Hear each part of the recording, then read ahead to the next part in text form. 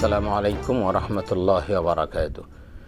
বিসমিল্লাহি ওয়াল হামদুলিল্লাহি ওয়াস সালাতু ওয়াস সালামু আলা রাসূলিল্লাহ ওয়া আলা আলিহি ওয়া আসহাবিহি ওয়া মান ওয়ালা ওয়া বা'দ।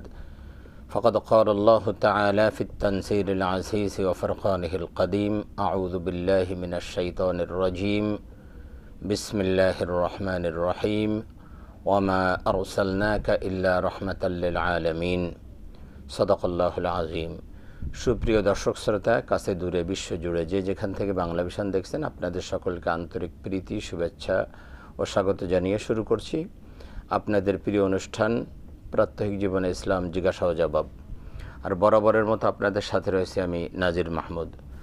দর্শক, আপনারা অবগত আছেন যে প্রতি বৃহস্পতিবার আমরা ঠিক এই সময় আপনাদের সামনে উপস্থিত হই এবং সমসাময়িক গুরুত্বপূর্ণ জীবন ঘনিষ্ঠ কোনো বিষয় নিয়ে আলোচনা করি এবং আপনাদের প্রশ্নের জবাব দিয়ে থাকি। আজও আমরা তেমন একটি গুরুত্বপূর্ণ বিষয় নিয়ে আলোচনা করব এবং আপনাদের প্রশ্নের জবাব দিব। আমরা আজকে যে বিষয় নিয়ে আলোচনা করব সেটি হলো বিশ্বনবী সাল্লাল্লাহু আলাইহি ওয়াসাল্লামের আগমন। রবিউল আউয়াল মাস চলছে আমরা জানি, আর এই মাসেই বিশ্বনবী সাল্লাল্লাহু আলাইহি ওয়াসাল্লাম পৃথিবীতে আগমন করেছিলেন। সেজন্য আমরা রহমাতুল্লিল আলামিনের শুভাগমন উপলক্ষে আমরা এই বিষয়ে আলোচনা করব ইনশাআল্লাহ। এই বিষয়ের উপর আলোচনার জন্য আজকে আমাদের স্টুডিওতে দেশের বরেণ্য একজন ইসলামী চিন্তাবিদ উপস্থিত হয়েছেন। চলুন তার সাথে পরিচিত হই। আমাদের সাথে আজকে বিশিষ্ট মেহমান হিসাবে রয়েছেন বিশিষ্ট ইসলামী চিন্তাবিদ, শিক্ষাবিদ এবং গবেষক, মিডিয়া ব্যক্তিত্ব হযরত মাওলানা ডক্টর মোহাম্মদ রফিকুল ইসলাম আল মাদানী, মুহাদ্দিস, তামিরুল মিল্লাত কামিল মাদ্রাসা গাজীপুর। আসসালামু আলাইকুম ওয়া রাহমাতুল্লাহি ওয়া বারাকাতুহু। ওয়া আলাইকুম আসসালাম ওয়া রাহমাতুল্লাহি ওয়া বারাকাতুহু। জি মুহতারাম, কেমন আছেন? আলহামদুলিল্লাহ, আপনি ভালো আছেন? আলহামদুলিল্লাহ, আপনাকে মোস্ট ওয়েলকাম।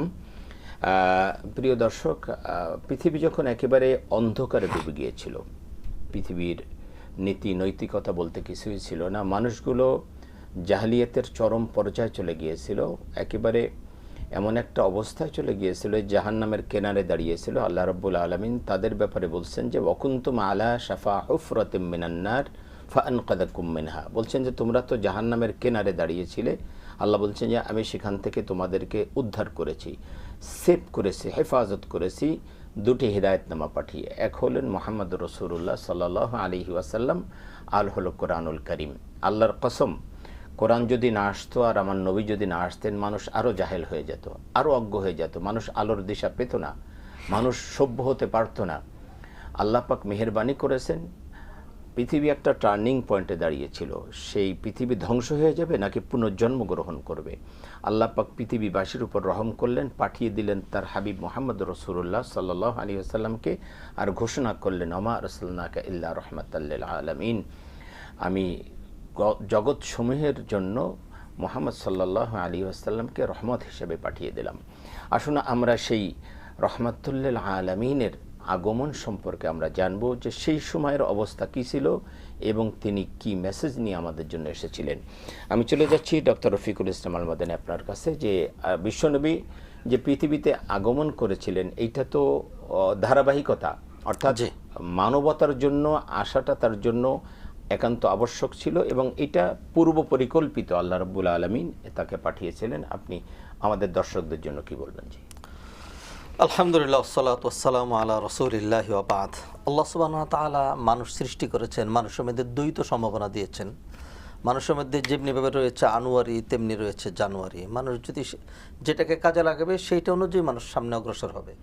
মানুষ যদি তার পজিটিভ যেই মানে গুণাগুণগুলো রয়েছে এগুলোকে যদি মানুষ কাজে লাগায়, মানুষ এত উপরে উঠে যায় যে তার স্থান হয় ফেরেশতাদের উপরে। এটা আকীদার মাসালা।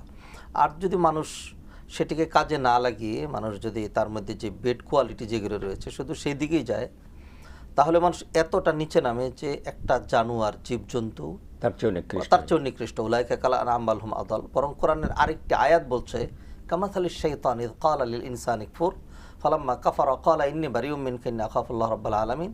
মানুষ যখন পাপের পর পাপ, খারাপের পর খারাপ করতেই থাকে, একটা পর্যায়ে শয়তান বলে যে তোর মতো অসভ্যের সাথে আমি শয়তানের সম্পর্ক সম্ভব নয়, আমি আল্লাহকে ভয় পাই। মানে সে শয়তানের চেয়ে আরও নিচে চলে যায়। তো এইটা হলো মানুষের সাধারণ প্রকৃতি। মানুষের মধ্যে মানুষ ইজ দি বেস্ট, মানুষের চেয়ে সারা কেউ নাই, আর মানুষের চাইতে নিকৃষ্ট কিচ্ছু নেই। এটাই হলো মানুষের দ্বৈত সম্ভাবনা। তো আল্লাহ সুবহানাহু ওয়া তাআলা এই মানুষগুলোকে যুগে যুগে গাইড করেছেন দুটো জিনিস দিয়ে, যেমনটি ভূমিকা আপনি বলেছেন, কিতাব এবং রসুল। তো প্রথম যিনি আসলেন মানুষ, তাকে আল্লাহ সুবহানাহু ওয়া তাআলা সরাসরি মানে নবী বানিয়ে পাঠাইলেন আদম আলাইহিস সালামকে। এরপর থেকে তার সন্তান থেকে যে নবীর ধারা শুরু হলো, হযরত ঈসা আলাইহিস সালাতু ওয়াসসালাম সর্বশেষ নবী ছিলেন নবীজির পূর্বে। তিনি এর আগে যে বিধানটা ছিল আল্লাহর, কুল্লামা হালাকা নাবিয়্যুন জাআ নাবিয়্যুন আখার, একজন নবী চলে গেলে তার স্থলে আরেকজন নবী আসতেন। ঈসা আলাইহিস সালাম চলে গেলেন, 570 বছর পর্যন্ত আর কোনো নবী নাই, নবীর দ্বারা বন্ধ হয়ে গিয়েছে। তো দেখুন, মানুষ যদি আলো থেকে দূরে যায় অন্ধকার বাড়তে থাকে, আর যদি মানুষ এইভাবেই যদি মানুষ সূর্য থেকে দূরে যায়, ধীরে ধীরে ঠান্ডার মধ্যে মানুষ পড়তে থাকে। তো ঈসা আলাইহিস সালাম যেহেতু নবুয়তের প্রদীপ নিভে গেল, তিনি চলে গেলেন, মানুষ ধীরে ধীরে এত খারাপের দিকে যাচ্ছিল, যেমনটি আপনি ভূমিকায় সুন্দর করে বলেছেন, মানুষ একদম নরকের দ্বারো প্রান্তে চলে এসেছিল। আল্লাহ সুবহানাহু ওয়া তাআলা কোরআনের একটি আয়াত আমরা দেখি, সেখানে বলছেন, কিতাবুন আনজালনাহু ইলাইক লিতুখরিজান নাসা মিনাজ যুলুমাতি ইলান নূরি বিইذনি রাব্বিহিম ইলা সিরাতিল আজিজিল হামিদ। নবী হে, আপনার প্রতি আমি এই কিতাব নাজিল করেছি, যাতে এই কিতাবের মাধ্যমে আপনি মানুষকে চরম অন্ধকারে নিমজ্জিত ধ্বংস থেকে তাদেরকে যেন আলোর দিকে, হেদায়েতের দিকে নিয়ে আসতে পারেন।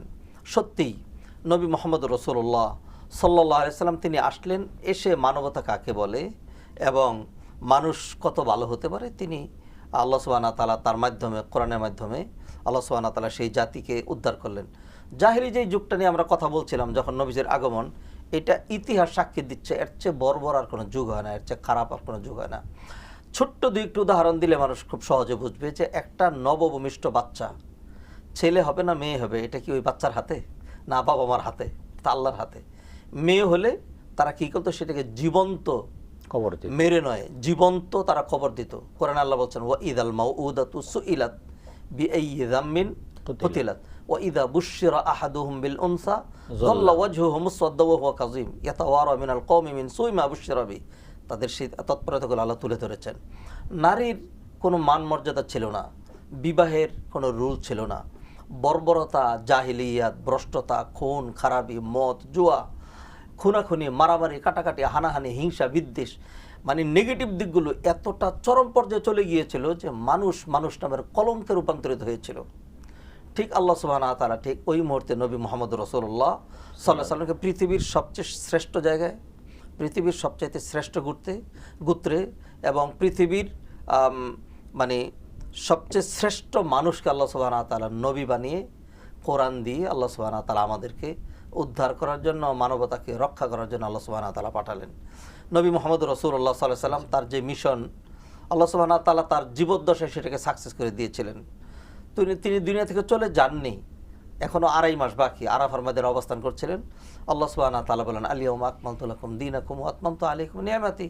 তোমাদের জন্য দিনকে পরিপূর্ণ করে দিলাম, নিয়ামতকে পরিপূর্ণ করে দিলাম। মানুষ, আরব জাহানের লোকজন তখন দেখলো শান্তি, শৃঙ্খলা, হৃদ্যতা, আনুগত্য, তারপরে আত্মতৃপ্তি, মেন্টাল স্যাটিসফ্যাকশন, মানবতা, মানুষের কল্যাণ, সোসাইটির কল্যাণ কাকে বলে, কনস্টিটিউশন, দস্তুর কাকে বলে। তারপরে আমরা একটা ফোন নিয়ে ইনশাআল্লাহ আপনার আলোচনা আসব। দর্শক আসসালামু আলাইকুম।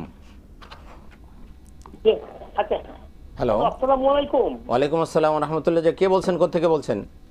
ওয়ালাইকুম আসসালাম। হুজুর, আমি ফিরোজ বলছিলাম। জি ফিরোজ ভাই, আপনার প্রশ্ন। হুজুর, আমার কথা শুনতে পাচ্ছেন? শুনতে পাচ্ছি, জি। আচ্ছা হুজুর, আমি বলছিলাম যে অনেকে এমন লোক আছে সারা বছর আল্লাহ রাসূলের সঙ্গে কোনো সম্পর্ক নাই, কিন্তু রবিউল আউয়াল মাসে একদিন আল্লাহ নবীর প্রতি গভীর শ্রদ্ধা নিবেদন করে। আবার অনেক আলিম বলেন কি, আল্লাহ একদিনের উসিলায় জীবনের সমস্ত গুনাহ মাফ করে বিনা হিসেবে জান্নাতবাসী করে দিতে পারেন। কিন্তু এই কথা কি সত্য বলেছে না ভুল বলেছে? জি ফিরোজ ভাই, আপনি আমাদের সাথে থাকুন, আমরা প্রশ্নের জবাব দেব ইনশাআল্লাহ। আপনি ফিরোজ ভাই প্রশ্নটা বুঝতে পেরেছেন? জি, দেখুন, যে ব্যক্তি সারা বছর তার পিতামাতাকে স্মরণ করে না, যেদিন পিতা মারা গিয়েছেন সেই দিন একটা দাওয়াত অনুষ্ঠান, একটা মিলাদ অনুষ্ঠান, একটা দোয়া অনুষ্ঠান করেন, আমি তাকে কলঙ্কিত সন্তানই বলবো। বরং নেককার সন্তানকে, যে নাকি প্রতিনিয়ত, প্রতি সলাতে, প্রতি সেজদায়, দৈনন্দিন বাবার জন্য রব্বির হামহুমা কামা রব্বায়ানি সগীরা রব্বানা দোয়া করছে, সে হলো প্রকৃত সন্তান। নবী মুহাম্মদ রাসূলুল্লাহ সাল্লাল্লাহু আলাইহি সাল্লাম, যার মাধ্যমে জাহান্নাম থেকে, নরকের কাছে আমরা চলে গিয়েছিলাম, সেখান থেকে উদ্ধার হয়ে বুক ভরা আশা লালন করছি জান্নাতে যাব। হ্যাঁ, সৌভাগ্যমণ্ডিত হব। হ্যাঁ, তা সেই নবী মোহাম্মদ রসুল্লাহ সাল্লাল্লাহু আলাইহি সাল্লামকে একদিন স্মরণ করার বিষয়ে আমরা তো ঘুম থেকে উঠেই নবীর কথা স্মরণ করে তিনি আমাদেরকে যে আদর্শ শিখালেন, আলহামদুলিল্লাহিল্লাযী আহইয়ানা বা'দা মা আমাতানা ওয়া ইলাইহিন নুশুর। মসজিদে যাচ্ছি, পোশাক পরছি, দাড়ি রাখছি, কথা বলছি, মানুষের সাথে বিনম্রতা প্রদর্শন করছি, ক্ষমা করে দিচ্ছি, তারপর হলো অল্প খাচ্ছি, ডান হাতে খাচ্ছি, বাম হাতে খাচ্ছি না, জানোয়ারের মতো খাচ্ছি না, প্লেটের দূর থেকে খাচ্ছি না, প্লেটের নিকট থেকে খাচ্ছি, পোশাক পরিধান করছি, টাকনোর উপরে পড়ছি, এরপরে হলো হারাম পোশাক পরিধান করছি না, এমন পোশাক পরছি না যেটার কারণে লজ্জাস্থান দেখা যায়, অথবা বেশি টাইট ফিট পড়ছে না, যাবতীয় সব in our culture, in our dress, in our activities, in our behaviours, সকল ক্ষেত্রে সব সময় যখন আমরা নবী মোহাম্মদ রসুল্লাহ সাল্লাল্লাহু আলাইহি সাল্লামকে স্মরণ করছি, তখন তার একদিন স্মরণ করার কোনো প্রয়োজন নেই। বরং যারা একদিন স্মরণ করে, ফিরোজ ভাইয়ের প্রশ্নে আমি ওনাকে সাধুবাদ জানাচ্ছি, ধন্যবাদ জানাচ্ছি। সারা বছর নবীজিকে স্মরণ করলেন না, একদিনে সে নবীজিকে নিয়ে তিনি স্মরণ করবেন, তাহলে নবীজির সাথে ওনার সম্পর্ক কোথায়? নবীজির ভালোবাসার দাবিটা কোথায়? নবীজির ভালোবাসার স্বরূপটা কোথায়? নবীজি সাল্লাল্লাহু আলাইহি সাল্লামকে ভালোবাসার নাম ইমান, ভালোবাসা আছে তো ইমান আছে, ভালোবাসা নাই তো ইমান নেই। তবে সেই ভালোবাসার স্বরূপ, রিয়েলিটি নবীজি সাল্লাল্লাহু আলাইহি সাল্লামকে বর্ণনা করেননি। নবীজি সাল্লাল্লাহু আলাইহি সাল্লাম বলেছেন, মান আহাব্বা সুন্নতি ফাকাদ আহাব্বানি ওয়া মান আহাব্বানি কানা মাই ফিল জান্নাহ। যে ব্যক্তি আমি নবীর সুন্নাহকে ভালোবাসলো, সুন্নাহ মানে কি? হোয়াট ডাজ মিন সুন্নাহ? রীতিনীতি। হ্যাঁ, রীতিনীতি মানে একটা কমপ্লিট জীবন আদর্শের নাম সুন্নাহ। নবীজি সাল্লাল্লাহু আলাইহি সাল্লাম শুধু একটু মিষ্টি খাওয়ার নাম, অথবা একটু মেসওয়াক করার নাম, অথবা একটু সুরমা দেওয়ার নাম, অথবা পাগড়ি পরার নাম, এটি কি সুন্নাহ? না না। নবীজি সাল্লাল্লাহু আলাইহি সাল্লাম রাষ্ট্র পরিচালনা করেননি, তিনি রাজনীতি করেননি, তিনি বিচার কায়েম করেননি, সকল কিছু করেছিলেন। তিনি আমাদেরকে সালাত, সিয়াম সহ এভরিথিং, সব কিছু তিনি আমাদেরকে শিখিয়েছেন।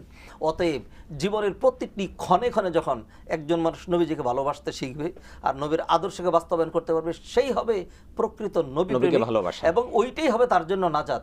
আর যদি একদিনে এসে শুধু স্লোগান, ট্রাক মিছিল অথবা ঘোরাগাড়ি, একদিনের স্লোগান যদি হয়, তো আল্লাহ সুবহানাহু ওয়া তাআলা কাদির, একটা সুবহানাল্লাহ দিয়ে একজনকে মাফ করে দিতে পারেন, কিন্তু আল্লাহ যে মাফ করে দেন, এটা তো তার এক্সেপশনাল কেস। আল্লাহ সুবহানাহু ওয়া তাআলা সাধারণ রুল কি? হ্যাঁ, ফামান সাকুলাত মাওয়াজিনুহু ফাউলাইকা হুমুল মুফলিহুন। নেকার পাল্লা ভারী হলে তার ঠিকানা হবে জান্নাত। অতএব আল্লাহ সুবহানাহু ওয়া তাআলা একদিনের জন্য এক সুবহানাল্লাহর জন্য আমাদেরকে সৃষ্টি করেন নাই। আল্লাহ সুবহানাহু ওয়া তাআলা জীবনের শুরু থেকে শেষ পর্যন্ত পুরোটা ইবাদত করার জন্য আল্লাহ সুবহানাহু ওয়া তাআলা আমাদেরকে সৃষ্টি করেছেন। ওয়া খালাকতুল জিন্না ওয়াল ইনসা ইল্লা লিয়াবুদুন, এই কথাটাই বহন করে। জি, ধন্যবাদ। আমরা আরেকটা ফোন দেব। দর্শক আসসালামু আলাইকুম। আসসালামু আলাইকুম। ওয়ালাইকুম আসসালাম। যে কে বলছেন, কোথা থেকে বলছেন? আমি বলছিলাম ঢাকা থেকে। আমার তিনটা বিষয় জানা রয়েছে।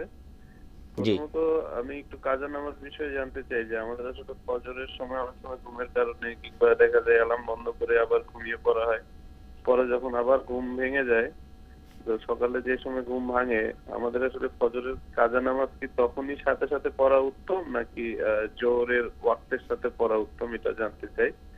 আর দ্বিতীয় বিষয় হলো দেখা যায় যে এখন ছেলেরা বা মেয়েরাও অনেক রকম ভাবে চুল কাটে, বিভিন্ন স্টাইলে চুল কাটে। আসলে ইসলামে ছেলে বা মেয়েদের চুল কাটার ব্যাপারে সঠিক নির্দেশনা কি, এটা জানতে চাই।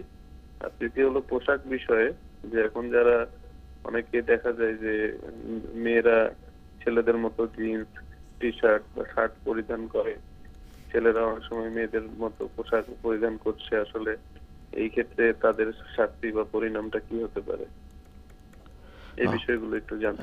চমৎকার প্রশ্ন করেছেন, একেবারে আমাদের জীবন ঘনিষ্ঠ প্রশ্ন। দুইটি প্রশ্ন তার রয়েছে, এক হলো ফজরের নামাজ কাজা হওয়া সাথে সাথে পড়বে নাকি পরবর্তীতে পড়বে? নবীজি সাল্লাল্লাহু আলাইহি ওয়াসাল্লাম হাদিসে একদম স্পষ্ট উত্তর দিয়ে দিয়েছেন। নবীজি বলেছেন, মান নামা আন সালাতিন আও নাসিয়াহা ফালইউসাল্লিহা ইযা যাকারাহা। কোনো ব্যক্তি যদি কোনো কারণে ঘুমিয়ে যায় অথবা ভুলে যায়, মানুষ তো ভুলে যেতে পারে, যখনই মনে পড়বে তখনই সে পড়বে। সেই ক্ষেত্রে তার কোনো মাকরুয়াত, সূর্য উঠছে নাকি ডুবছে নাকি ঠিক দ্বীপ প্রহরে আছে, সেটা তার দেখার বিষয় না। ধরুন একজন ঠিকমতো ঘুমিয়েছেন, হঠাৎ করে, মানুষ তো ঘুমের কারণে অ্যালার্মটা বন্ধ করে দিয়েছেন, ভাবছেন যে উঠছি, কিন্তু ঘুমিয়ে গেছেন। হঠাৎ যখন উঠলেন তখন সূর্য উঠতে 2 মিনিট বাকি, অথবা সূর্য উঠে গিয়েছে অথবা উঠছে, এখন তিনি কী করবেন? বসে থাকবেন? না, একটু দেরি করার সুযোগ নেই, তখনই তিনি অজু করে পড়ে ফেলবেন। আর যদি কোনো ব্যক্তি ফজরের সালাত এবং আসরের সালাত সূর্য ওঠার আগে নর্মালি যদি এমন অবস্থায় পান যে 1 রাকাত পড়তে পারলেন সূর্য ওঠার আগে অথবা সূর্য ডুবার আগে, ধরুন আসরের সালাত একজন ভুলে গিয়েছে, ব্যস্ত হয়ে গিয়েছিল, এখন দেখলো যে বেলা ডুবার আর মাত্র 2 মিনিট বাকি, তিনি তখনই দাঁড়িয়ে যাবেন। 1 রাকাত যদি ডুবার আগে পড়তে পারেন আর বাকি 3 রাকাত পড়ছেন সূর্য অস্ত যাওয়ার সময়, তখনও তার সালাতকে কাজা ধরা হবে না। নবীজির হাদিস স্পষ্ট দলিল, মান আদরাকা রাকআতাম মিনাল ফাজরি ফাকাদ আদরাকাস সালাহ ওয়া মান আদরাকা রাকআতাম মিনাল আসরি ফাকাদ আদরাকাস সালাহ। অতএব যোহর পর্যন্ত দেরি করবেন না। হ্যাঁ, না, সাথে সাথে পড়ে নিতে হবে। আর যদি এটা হয় যে নিয়মিত রেগুলারলি ইচ্ছা করে করেন তাহলে তো গুনাহ হবে। গুনাহ হবে, হ্যাঁ। মানে অর্থাৎ আমাদের অনেকে আছে দীর্ঘ রাত পর্যন্ত ফেসবুক চালাচ্ছে, ইউটিউব চালাচ্ছে, টেলিভিশন দেখতেছে, মানে দুনিয়ার বিভিন্ন কাজে, মানে যেগুলো কোনো কাজ না এরকম বেহুদা কাজে ব্যস্ত থেকে তারপরে প্রতিদিন বলতেছে আমার ফজরের নামাজ কাজা হচ্ছে, এটা কিন্তু গুনাহ হবে। এটা তো গুনাহ হবে, গুনাহ হবে। এবং শরীয়তের বিধান হলো কারোর যদি ফজরের নামাজে উঠতে কষ্ট হয় বা ফজরের নামাজ উঠতে পারতেছে না, তাহলে এশার পরে দুনিয়াবি কোনো কথা বলা তার জন্য জায়েজ নেই। জি, একদম এশার নামাজ পড়েই ঘুমাই যাবে। জি, এই জন্য ফজরের নামাজ যাতে কাজা না হয় সেদিকে আমাদেরকে লক্ষ্য রাখতে হবে এবং আমরা দ্রুত হয়ে যাব। হ্যাঁ, আমরা দ্রুত ফজরের নামাজ আমরা পড়ার জন্য আমরা আগে আগে ঘুমাই যাব। এটা শরীরের জন্য ভালো, স্বাস্থ্যের জন্য ভালো, ব্রেনের জন্য ভালো। অত্যন্ত জরুরি হলো আমরা 10টার আগে যেন ঘুমাই যাই, দুনিয়ার এইসব হাবিজাবি কাজের মধ্যে যেন আমরা না যাই। এটা আমাদের স্বাস্থ্যের জন্য ভালো। ইদানিং এই যে বড় বড় অসুখ হচ্ছে এবং মানুষ যে দ্রুত বুড়া হয়ে যাচ্ছে, দ্রুত অসুস্থ হয়ে যাচ্ছে, এটার একটা কারণ হলো যে দীর্ঘ রাত পর্যন্ত জেগে থাকা, এটাও কিন্তু একটা বড় কারণ। সুতরাং আমরা যেন দ্রুত ঘুমাই যাই যাতে ফজরের সময় উঠতে আমাদের কষ্ট না হয়। দ্বিতীয় যে প্রশ্নটা আপনি করেছেন তার আগে আমরা আরেকটা ফোন নিয়ে নিচ্ছি, তারপর আমরা উত্তর দেব। দর্শক আসসালামু আলাইকুম। হ্যাঁ, আসসালামু আলাইকুম। ওয়ালাইকুম আসসালাম, কে বলছেন, কোত্থেকে বলছেন? ওয়ালাইকুম আসসালাম। জি, কে বলছেন? আমি মোহাম্মদ গোলাম হাসান বলছি, পাবনা থেকে। জি, পাবনা থেকে গোলাম হাসান ভাই, আপনার প্রশ্ন। হ্যাঁ জি হুজুর, আমার প্রশ্নটা হচ্ছে এই যে আমরা যারা মুসলমান, আমরা এই যে আর্থিকভাবে নানান যে সমস্যায় থাকি, তো আল্লাহ পাক বলতে সুদকে নিশ্চিহ্ন করতে। আমরা তো এই যে এত মুসলমান, এত ইসলামী দল, এত কিছু, সুদ তো নিশ্চিহ্ন হচ্ছে না। আমরা বিপদ আপদে বললে সুদ এর ওই ব্যবস্থার কাছেই আমরা পরিত্রাণ পাই। বিকল্প ব্যবস্থা কার্যকরী উপায় কি? জি, আমি বুঝতে পেরেছি যে আপনি সুদ থেকে কিভাবে মুক্ত থাকা যায়। ঠিকই বলেছেন। আমরা ইনশাআল্লাহ প্রশ্নগুলো জবাব দিব। আমাদের কাছে দুটি প্রশ্ন রয়েছে। ঢাকা থেকে যে ভাই ফোন করেছিলেন তিনি আমাদেরকে আরেকটা প্রশ্ন করেছেন যে বর্তমান ছেলেমেয়েরা বিভিন্ন স্টাইলে চুল কাটতেছে, এক একজন এক এক। আমাদের তো এখন আইডল হয়ে গেছে বিভিন্ন ধরনের খেলোয়াড়রা, বিভিন্ন দেশের খেলোয়াড়রা যাদের কোনো চরিত্র নাই। বিয়ের আগে এক একজনের 3-4টা ছেলে মেয়ে হয়ে গেছে, এখনও বিয়ে করে নাই, তারা আমাদের কাছে আইডল হয়ে গেছে। মানে কতটা চরিত্রহীন হলে, আমাদের রুচি কতটা নিম্নমানের হলে তাদেরকে আইডল বানাইছে, যারা বিয়ের আগে 3-4টা ছেলেমেয়ের বাবা হয়ে গেছে। তো এই ধরনের মানে একজনের তো দেখলাম যে তারে বাবা ডাকতেছে যে ও আমার বাবা, মানে সে এরকমভাবে বলতেছে। তো তাদের স্টাইলে চুল কাটতেছে এবং এই চুল কাটা এবং বলতেছে যে মেয়েরা ছেলেদের মতো পোশাক পরতেছে, এটা জায়েজ আছে কিনা? জি, আমি দুটো হাদিস বলবো। জি, আমাদের উত্তরগুলো তো অনেক সময় মানুষের জন্য অ্যালার্জির কারণ হয়, তো সেই জন্য নবীজির হাদিস থেকে উত্তর হইলে মানে হয় অ্যাকসেপ্টেড হবে সবার কাছে। জি জি, নবীজি সাল্লাল্লাহু আলাইহি ওয়াসাল্লাম একটা আমার হাদিসে বলছেন, মান তাশাব্বাহা বিকওমিন ফাহুয়া মিনহুম, যে কেউ অন্য কোনো বিজাতির সাথে সাদৃশ্য গ্রহণ করবে, হ্যাঁ, সে তাদের দলভুক্ত হবে। রাইট। আর সাদৃশ্য বিভিন্নভাবে হতে পারে, কালচারে হতে পারে, চুলে হতে পারে, পোশাকে হতে পারে, অ্যাক্টিভিটিসে হতে পারে, ইবাদতে হতে পারে, বিভিন্ন দিক দিয়ে। অতএব এটা সাংঘাতিক বড় একটা দমকি, তো এটা কোনোভাবেই জায়েজ নাই। তাদের সাদৃশ্য কোনোভাবেই হওয়া যাবে না, কোনোতেই হওয়া যাবে না। বরং ইসলামের বিধান হলো তাদের সাথে বিরোধী হওয়া। আমি সহজ উদাহরণ দিচ্ছি, সূরা ফাতিহা কে চেনে না? সূরা ফাতিহা আমরা বলছি ইহদিনাস সিরাতাল মুস্তাকিম সিরাতাল লাযিনা আনআমতা আলাইহিম, আমাকে ওই পথটা দেখান যাদের উপর আপনি, সিরাত মুস্তাকিম দেখান যাদের উপর আপনি নিয়ামত বর্ষণ, তাদের পথ। শেষ হয়ে গেল, কিন্তু আল্লাহর সাথে একটা আয়াত জুড়ে দিয়েছেন, গায়রিল মাগদুবি আলাইহিম ওয়ালাদ-দাল্লিন, কশ্চিন কালেও ইহুদি এবং খ্রিস্টান তাদের পথ দেখায়েন না, তাদের বিরুদ্ধাচরণ করে, এটা আমাদের ধর্ম। নবীজি যখন মদিনায় আসলেন, এসে দেখলেন আশুরার দিন ইহুদিরা রোজা রাখে। আশুরে কি হয়েছিল? মুসা আলাইহিস সালাম এবং তার অনুসারীদেরকে আল্লাহ উদ্ধার করলেন সাগরের মধ্যে দিয়ে শুকনো রাস্তা করে, আর ফেরাউন বাহিনীকে পতন করলেন। এইটা শুক্রের স্বরূপ ইহুদিরা রোজা রাখতো, ভালো কাজ নয় কি? ভালো কাজ। কিন্তু নবীজি বললেন না, খালিফুল ইয়াহুদ, ইহুদিদের বিরুদ্ধাচরণ করতে হবে। সুমু ইয়াওমান ক্বাবলাহু আও ইয়াওমান বাদাহু, আগে একদিন রোজা রাখবে অথবা মানে পরে ওরা একটা আরেকদিন রোজা রাখে, তোমরা দুইটা রাখবা, তোমরা দুইটা রাখবা। তাদের সাথে বিরোধিতা মানে হইতেই সেখানেও হবে। বিরোধিতা করো। জি জি জি, এইটা। এবং আমাদের যে কালিমা, এইটার মানেই হলো যে আমার সম্পর্ক শুধু ইমানদারদের সাথে, ভালোর সাথে, খারাপের সাথে সম্পর্ক নাই। লা ইলাহা ইল্লা আনতা, হ্যাঁ, লা ইলাহা ইল্লাল্লাহ, ইল্লাল্লাহ। হ্যাঁ, আল্লাহ ছাড়া আর কোনো ইলাহ নেই। নেই। অতএব আমরা যদি দিন ইসলামকে বুঝে পালন করি তাহলে আমরা এটা বুঝবো। এবার আসছে দ্বিতীয় যে হাদিসটা আমি উত্তর দিতে চেয়েছিলাম, সেটা হলো নবীজি বলছেন, লাআনাল্লাহুল মুতাশাব্বিহিনা মিনার রিজালি বিন নিসা ওয়া মিনাল মুতাশাব্বিহাতি মিনান নিসা বির রিজাল। যে সকল নারীরা পুরুষ সাদৃশ্য গ্রহণ করে আর যে সকল পুরুষরা নারীর সাদৃশ্য গ্রহণ করে, উভয় মালউন, অভিশপ্ত, আল্লাহ লানত, আল্লাহ লানত প্রাপ্ত। হ্যাঁ, মানে নর মার্কা নারী আর নারী মার্কা নর, আল্লাহর গজব এবং লানত উভয়েরই পর। মানে যে সকল পুরুষ নারীদের বেশ ধরে, জি, বড় বড় চুল রাখে, নারীদের মতো কানের দুল পরে, চুরি পরে, মানে যে সকল পুরুষ নারীদের মতো আকৃতি ধারণ করে তাদের উপর আল্লাহর গজব এবং লানত। আবার যে সকল নারী পুরুষের মতো পোশাক পরে বা পুরুষ হইতে চায় ওই রকম বেশ ধরে, তাদের প্রতি লানত এবং গজব। জি জি জি, মানে একজন নারীর অবস্থা এরকম, আপনি দেখলে মানে একজন নারীর দিকে তো অত ওইভাবে তাকানো যায় না, কিন্তু আপনি প্রথম যেই মানে ফার্স্ট সাইট অথবা সিন, এতে আপনি বুঝবেন না নারী নাকি নর, আপনি এটা বুঝবেন না। মানে এই জন্য একজন কবি আফসোস করে বলছেন যে এমন একই হলো সর্বনাশা, এমন কেন বেশভূষা, মুসলিম জাতির প্রাণের আশা, তুমি দিবে মুক্তির দিশা, তবে কেন হচ্ছ তুমি বিজাতির অনুসারী, ওহে মুসলিম নারী। মুসলিম নারী যখন ওরকম হয়ে যায়, হ্যাঁ, তো তখন নিশ্চয়ই সেটা আফসোসের বিষয়। আমাদের আসলে মুসলিমদের আলাদা একটা সংস্কৃতি আছে, আলাদা একটা তাহজিব তামাদ্দুন আছে। আমরা কেন যে আস্তে আস্তে সেখান থেকে বের হয়ে পশ্চিমাদের পাঁচাটা সংস্কৃতি আমরা কেন গ্রহণ করা, এবং এটাকে গ্রহণ করতে পারলে প্রাউড ফিল করতেছি যে আমি যেন কি হয়ে গেছি, কিন্তু আসলে যে ডাস্টবিন থেকে তুলে আনা এই সংস্কৃতিটা আমাদের সাথে যায় না, এটা আমরা বুঝতে পারছি না। যে গোলাম হাসান পাবনা থেকে তিনি বলছেন, আর্থিক সংকটে আমরা সুদ মুক্ত হতে পারছি না, আমরা সুদের প্রতি ঝুঁকে পড়ছি। আপনি সংক্ষেপে যদি একটু বলতেন। সুদ হারাম, সুদ থেকে মুক্ত হওয়ার জন্য আলহামদুলিল্লাহ বাংলাদেশে বহুত চেষ্টা হয়েছে এবং আলহামদুলিল্লাহ ইসলামী ব্যাংকিংগুলো চালু হয়েছে সুদকে দূর করার জন্য। কিন্তু আপনারা দেখতে পাচ্ছেন এর বিরুদ্ধে তো ষড়যন্ত্র চলেই আসছে। যারা মানে সুদমুক্ত অর্থনীতি মেনটেন করার চেষ্টা করে, আল্লাহ সুবহানাহু ওয়া তাআলা তাদের জন্য ব্যবস্থা রাখেন।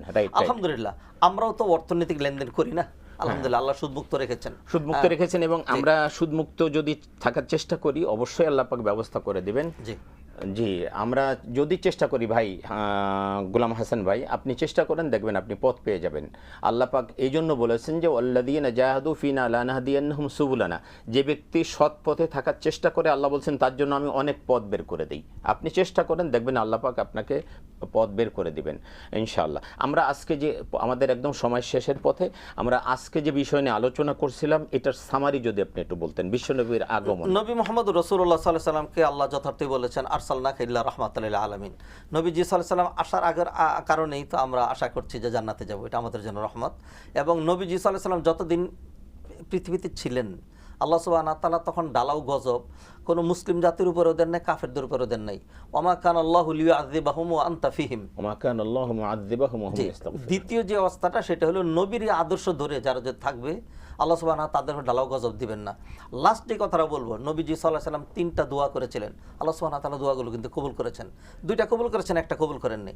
আল্লাহ দোয়া করেছিলেন যে এই উম্মতকে মুসলিম অমুসলিম নির্বিশেষে নবীজি দোয়া করলেন আল্লাহ সুবহানাহু ওয়া তাআলা যেন ঢালাওভাবে মানে দুর্ভিক্ষ দিয়ে আগের উম্মতদের মতো ঢালাওভাবে ধ্বংস করে না, আল্লাহ সুবহানাহু ওয়া তাআলা দোয়া কবুল করেছেন। এইজন্য এত পাপ করার পরেও ঢালাওভাবে ধ্বংস করা হচ্ছে না। তো অতএব নবীজি সাল্লাল্লাহু আলাইহি সাল্লাম আসার কারণেই, তার দোয়ার কারণেই এত পাপের পরেও কিন্তু আল্লাহ সুবহানাহু ওয়া তাআলা আমাদেরকে ডিল দিচ্ছেন, সুযোগ দিচ্ছেন, ঢালাওভাবে আমাদেরকে ধ্বংস করে দিচ্ছেন না।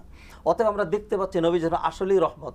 এরপরে আরও একটা উদাহরণ যদি নিয়ে আসি, তায়েফে যখন নবীজি সাল্লাল্লাহু আলাইহি সাল্লাম দাওয়াত দিতে গেলেন তখন তারা তো নবীজির দাওয়াত গ্রহণ করলো না, উপরন্তু তাকে প্রস্তর মেরে ক্ষত বিক্ষত রক্তাক্ত করে দিল।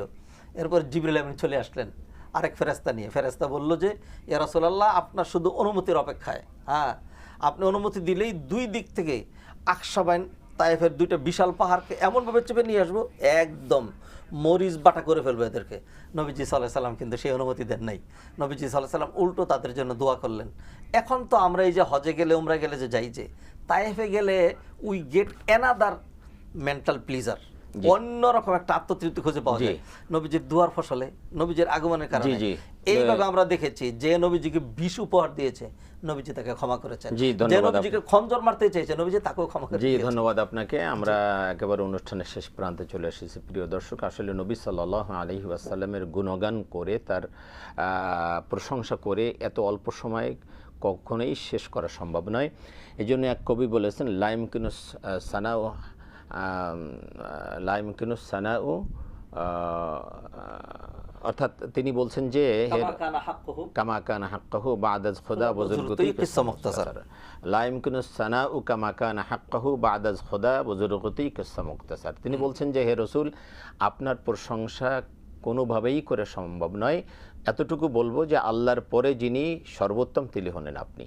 এটাই হলো বাস্তব। আসলে আল্লাহ রাসূল সাল্লাল্লাহু আলাইহি সাল্লামের গুণগান করে কখনোই শেষ করা সম্ভব নয়। আল্লাহর পরে যিনি সর্বোত্তম তিনি হলেন মুহাম্মদুর রাসূলুল্লাহ সাল্লাল্লাহু আলাইহি ওয়াসাল্লাম। আমরা ইনশাআল্লাহ এই মাস ভরে আল্লাহ রাসূল সাল্লাল্লাহু আলাইহি সাল্লামকে নিয়ে আলোচনা করব। আগামী অনুষ্ঠান দেখার সাদর আমন্ত্রণ জানিয়ে আজকের মতো এখানে বিদায় নিচ্ছি। আল্লাহ হাফেজ। আসসালামু আলাইকুম ওয়া রাহমাতুল্লাহি ওয়া বারাকাতুহু।